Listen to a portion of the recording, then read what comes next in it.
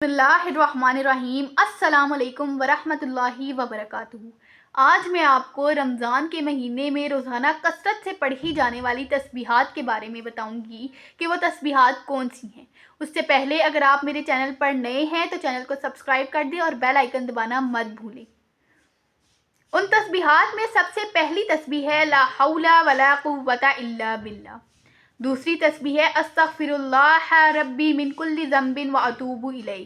تیسری تسبیح ہے اللہم انی اسألک الجنہ۔ چوتھی تسبیح ہے حسبنا اللہ ونعم الوکیل۔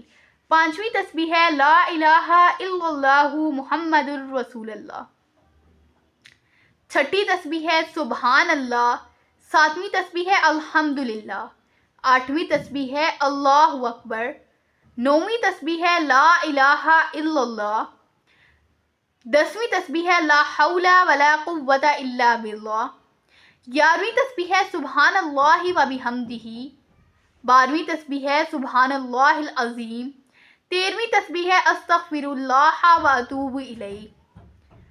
اور اس کے ساتھ ساتھ رمضان المبارک کے تینوں عشروں میں پڑھی جانے والی دعا بھی، ہر عشرے کی الگ الگ دعا ہے، یعنی 3 دعائیں ہیں۔ اور پہلے عشرے کی دعا ہے رب اغفر وارحم وانت خیر الراحمین۔ عشرہ رحمت۔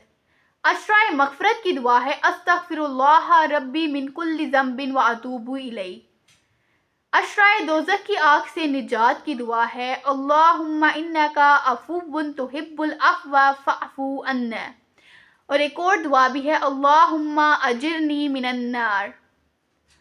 جزاک اللہ خیرا، احسن الجزاء فی الدارین۔